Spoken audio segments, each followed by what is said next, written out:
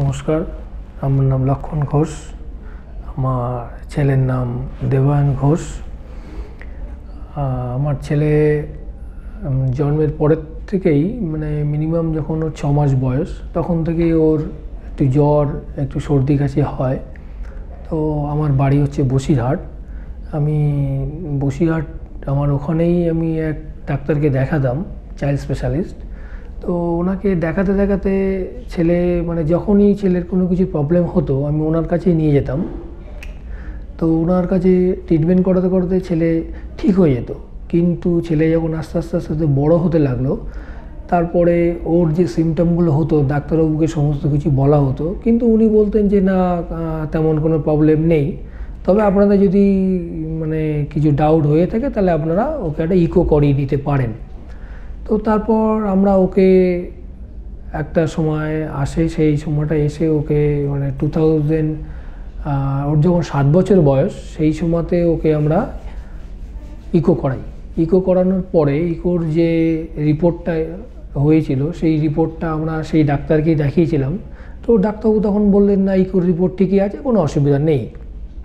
সেহেতু আমরা সেই ব্যাপারটা নিয়ে আর তেমন কোনো কিছু আমাদের ভয়ও ছিল না।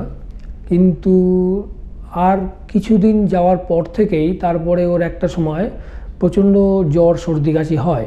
তো সেই সময় আমার এক রিলেটিভই কলকাতার একজন বিশিষ্ট শিশুরোগ বিশেষজ্ঞ ওনার ঠিকানাটা দিয়েছিলেন। তো ওনার কাছে নিয়ে আসার পরে উনি অনেক পরীক্ষা নিরীক্ষা করলেন, করার পরে তখন উনি বললেন যে ছেলের একটা সার্জারি করতে হবে। তো আমরা সেই সময়টায় সার্জারির ব্যাপারটা একটু ভয় পেয়ে গেছিলাম। তো তারপরে উনি যখন বললেন তখন আমরা বাড়িতে সবার সঙ্গে আলোচনা করার পরে ওনারা বললেন যে এখান থেকে সোজা ব্যাঙ্গালোরে নিয়ে যাওয়া হোক। তো তারপর আমরা ওখান থেকে ব্যাঙ্গালোরে নিয়ে গেলাম। ব্যাঙ্গালোর ট্রিটমেন্ট অনেক ভালো হয় এইসব ব্যাপারে, কিন্তু ব্যাঙ্গালোরের ট্রিটমেন্টের জন্য নিয়ে যাওয়ার পরে ওখানেও ইকো করা হয়। ইকো করার পরে তারপরে ওনারা বললেন যে এখানে সার্জারি করার প্রয়োজন নেই, এখান থেকে আমরা একটা মেডিসিন দেবো, মেডিসিনটা আপনারা 1 বছর খাওয়াবেন, ঠিক 1 বছর বাদে এসে আবার আপনারা দেখা করবেন। তো 1 বছর বাদে গিয়ে আবার যখন দেখালাম তখন ওনারা বললেন যে দেখুন, জিনিসটা কিওর হয়নি কিন্তু জিনিসটা বাড়িও নি এমন কিছু, তো এই ক্ষেত্রে আমরা একটা স্টেন করব। তো স্টেনের ব্যাপারটা তখন আমরা ঠিক বুঝতামও না। তো যার জন্যে এখন ছেলেও একটু ভয় পেয়ে গেছিলো, প্লাস ওর মাও একটু ভয় পেয়ে গেছিলো। তো তারপরে ওখানে আর করানো হয়নি। তারপরে আমরা বাড়িতে আসার পরে আমার বাবা মা সবার সঙ্গে আলোচনা করার পরে ওনারা বললেন যে কলকাতাতেই এই ট্রিটমেন্ট ভালো হয়। কলকাতা একটা সরকারি হসপিটালে সেখানে ভর্তি করলাম। যোগাযোগ করার পরে ওখানে আমার ছেলের সার্জারি হয়, ও কার্ডিও সার্জারি। তো সেখান থেকে সার্জারি করার পরে আমরা বাড়িতে নিয়ে আসলাম। ছেলে ভালোই ছিল, বছর 2 মতন ভালোই ছিল ছেলে, কোনো অসুবিধা নেই। ছেলের কোনো যে বাজে কোনো সিমটম তাও আমরা কোনো কিছু বুঝতে পারিনি। হঠাৎ মাস 2 আগে ছেলের হঠাৎ সকালবেলা ছেলে উঠলো, উঠে হাত মুখ ধোয়ার পরে ও এমনি আমাদের বাইরের যে গ্রাউন্ড আছে গ্রাউন্ডে খেলাধুলো করছিল। তারপরে ওর যখন বাথরুম পায়, বাথরুমে যাওয়ার পরেই সেখান থেকে ওর বমিটিং শুরু হয়। বমিটিংটা ব্লিডিং, এত পরিমাণে ব্লিডিং হয়। তো লাস্টে আমাকে সঙ্গে সঙ্গে ফোন করা হলো। ফোন করার পরে আমার ওয়াইফ তখন ফোন করলেন, করার পরে আমি এখান থেকে গেলাম। যাওয়ার পরে আমাদের ওখানকার হসপিটালে আমরা ভর্তি করেছিলাম। তারপর ওখান থেকে ওরা ট্রান্সফার করে দিল কলকাতা একটা হসপিটালে। তো সেখান থেকে আসার পরে ওখানে অ্যাডমিট করেছিল। অ্যাডমিট করার পরে ওখান থেকে আমরা কলকাতায় আর.এন. টেকার হসপিটাল নিয়েছি, দেবী সেট্টি হসপিটাল, সেখানে আমরা নিয়ে মুকুন্দপুর। তো সেখানে ম্যাডাম জোহরি ম্যামের আন্ডারেই আমি এখানে আর কি ভর্তি করতে পারি। তারপর ছেলের এখানে যখন অনেক পরীক্ষা নিরীক্ষা করার পরে ডক্টর অতনু সাহার আন্ডারেই আমার ছেলের সার্জারিটা শুরু হয়। তো সাহা স্যার ওটি করার আগে আমি তো ব্যাপারটা সম্বন্ধে কোনো কিছু জানতামই না। তো উনি আমাকে সব কিছু ছবি এঁকে দেখিয়ে দিলেন কীভাবে কী, এবং যে সার্জারিটা হয়েছে উনি বললেন প্রচণ্ড ক্রিটিক্যাল অপারেশন। তো স্যারের যে কথাগুলো, ডক্টর অতনু সাহা উনি আমাকে যে কথাগুলো বলেছিলেন, সত্যি উনি ভগবান। এখন উনি অপারেশন করার আগেই আমাকে যে জিনিসগুলো বলেছিলেন যে দেখুন, আপনার ছেলের যে অপারেশন প্রায় 12 থেকে 14 ঘন্টা লাগবে, কিন্তু অপারেশনটা প্রায় 18 ঘন্টা লেগেছে। মানে সকাল 6:30টায় ছেলেকে ওটিতে ঢুকিয়েছে, ছেলেকে যখন আমি দেখতে পেয়েছি, যখন আমাদের কাছে নিউজ এসছে তখন রাত 1:30। আমি যখন দেখতে গেছিলাম সেই সময় হচ্ছে রাত তখন 2টো বাজে, সে সময় আমি ছেলেকে দেখছি। নমস্কার, আমরা মিতালি ঘোষ, আমি বসিরহাট থেকে আসছি।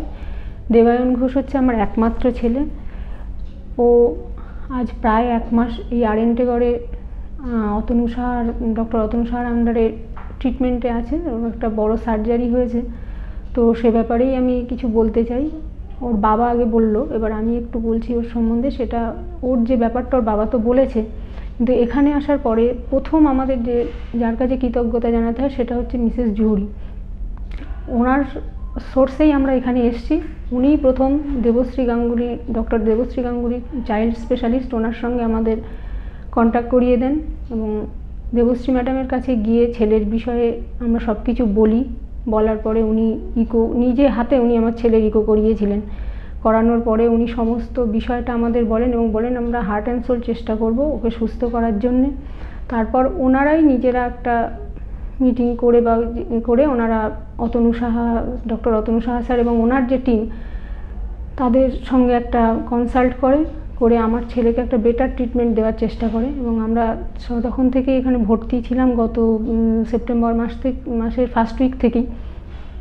তো সেই সময় আমি যেহেতু ওয়ার্ডের মধ্যে ছিলাম, আমি অতটা বিশেষভাবে জানতাম না। আমার হাজব্যান্ডের সঙ্গে স্যারের কথাবার্তা হয়, তো স্যার যে ধরনের কথাবার্তাগুলো বলেছিলেন তাতে আমার ছেলের যে সিচুয়েশান হয়েছিল সেক্ষেত্রে ওর লাইফ রিস্ক ছিল প্রচণ্ড পরিমাণে। সেখান থেকে যে ওকে আমরা আজকে সুস্থ করে আজকে ওকে আমরা বাড়ি নিয়ে যেতে পারছি, এর পিছনে এই আরএনটেগড়ের সমস্ত স্টাফদের কাছে আমি এর জন্য কৃতজ্ঞ। আর সবথেকে বড় অবদান তো স্যারের আছেন, সাহা স্যার এবং তার এন্টায়ার টিম, এদের কাছে আমি ভীষণভাবে কৃতজ্ঞ। আমি হয়তো মা হয়ে ওকে জন্ম দিয়েছি, প্রথম পৃথিবীর আলো হয়তো আমার থেকে দেখেছে ঠিকই, কিন্তু ওর এই পুনর্জন্মের পিছনে আমি বলবো এই আরএনটেগড় ওর পুনর্জন্ম দিয়েছে। এবং স্যার এবং স্যারের টিম এবং জুহরি ম্যাম তো আছেনই, ওর পুনর্জন্মের জন্যে এদের কাছেই আমরা ঋণী, সারা জীবন আমরা ঋণী থাকবো। নমস্কার, আমি doctor Atanu Saha, senior consultant cardiac surgeon, Narayana, Kolkata. আজকের দিনটা আমাদের খুব আনন্দের দিন। দেবায়ন ঘোষ বলে একটি বাচ্চা ছেলে আজকে ছুটি হচ্ছে, খুব একটা জটিল অস্ত্রোপচারের পর ছুটি হচ্ছে। খুব সংক্ষেপে যদি আমরা বলতে পারি, এই ছেলেটি আমাদের কাছে আসে প্রায় মাসখানেক আগে রক্তবমি নিয়ে, এবং এই রক্তবমিটা এতটাই মারাত্মক হয়েছিল যে প্রায় 2 থেকে 3 বোতল ওকে ব্লাড দিয়ে ওর হিমোগ্লোবিন লেভেলটা তুলতে হয়। ওর বেসিক্যালি ছিল কোঅক্টেশন অফ এওটা। এটা কিছু কিছু বাচ্চাদের ক্ষেত্রে হয়, যাদের মহাধমনীটা যখন হার্ট থেকে বেরিয়ে বুকের মধ্যে থেকে ঘুরে যখন পেটের কাছে যায়, সেই জায়গাটা একটা ন্যারোয়িং সৃষ্টি হয়। এটা জন্মগত ডিফেক্ট, এটা কনজেনিটাল ডিফেক্ট। তো এই জায়গাটা যখন ন্যারো হয়ে থাকে, তখন ব্লাডটা যখন যেতে পারছে না, এই জায়গাটার অপারেশন করে ঠিক করতে হয়। তো 1 বছরখানেক আগে একটি সরকারি হসপিটালে এই অপারেশনটা করা হয়, এবং আনফর্চুনেটলি যে জায়গায় এই ধমনীটা জোড়া হয়েছিল সেই জায়গাতে একটা লিক ডেভেলপ করে, এবং রক্তটা খুব ধীরে ধীরে ওই লিকের মধ্যে থেকে বেরিয়ে লাংসের চারপাশে একটা বিশাল আকৃতি ফুটবলের মতন একটা ক্লট হয়ে জায়গাটা আটকে ছিল। এটা খুবই একটা লাইফ থ্রেটনিং সিচুয়েশন, কারণ 2-3 বার যখন ও কাশির সঙ্গে এবং বমির সঙ্গে যখন রক্ত বেরিয়েছে, খুব বেশি পরিমাণে সেই রক্তটা বেরোচ্ছিল। তো এটা একটা লাইফ থ্রেটনিং সিচুয়েশন ছিল, এবং আমাদের কাছে এটা একটা বিশাল চ্যালেঞ্জ ছিল যে দ্বিতীয়বার অপারেশন করে ওই জায়গাটাকে রিপেয়ার করার। তো প্রায় দিন 20 আগে আমরা এই অপারেশনটা করি, এবং অপারেশনটা করাটা খুব জটিল ছিল।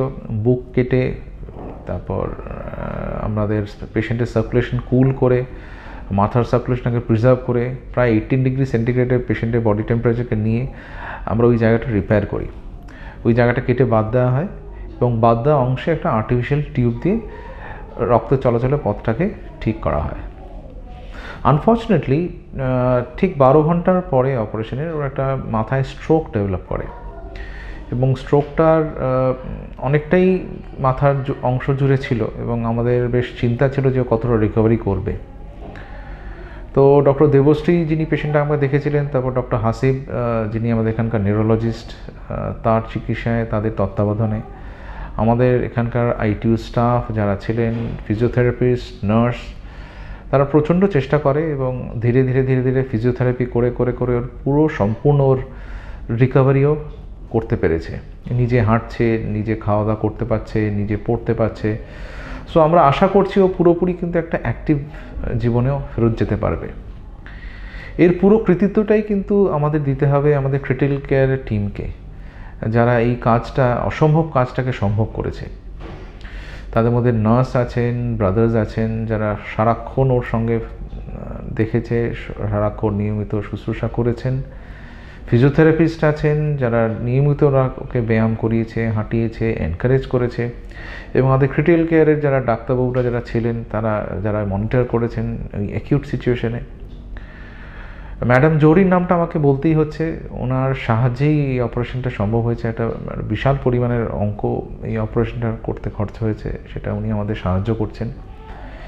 এবং নারায়ণা গ্রুপ হসপিটালসের এই জিনিসগুলো আমরা অনেক দিন ধরেই করছি, এরকম জটিল অস্ত্রোপচার, এবং অনেক ক্ষেত্রেই যারা এই পেশেন্টের অপারেশনে তারা পারিবারিকভাবে তারা অর্থভাবে করতে পারে না, আমাদের গ্রুপ পলিসি হচ্ছে এই ধরনের পেশেন্টকে হেল্প করা, সাহায্য করা। এটা আমরা করে এসেছি এবং আমরা আশা করছি আরও করতে পারবো।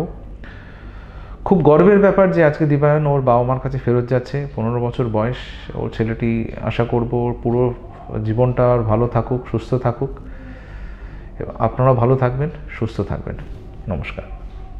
আমি ভগবানকে ভীষণভাবে বিশ্বাস করতাম। আমি জানি মাথার উপর আমার ঈশ্বর আছে ঠিকই, কিন্তু তাকে তো কখনো চোখে দেখিনি। কিন্তু এখানে এসে দেখলাম যে ভগবান চোখেও দেখা যায়, এবং তার মধ্যে একজন হচ্ছেন স্যার, ম্যাডাম এবং তাদের এন্টায়ার টিম। এরা হচ্ছে প্রত্যেকেরই যেন ভগবানের একটা একটা অংশ, যারা আজকে আমার ছেলেকে আমার কাছে, আমার কোলে ফিরিয়ে দিয়েছে।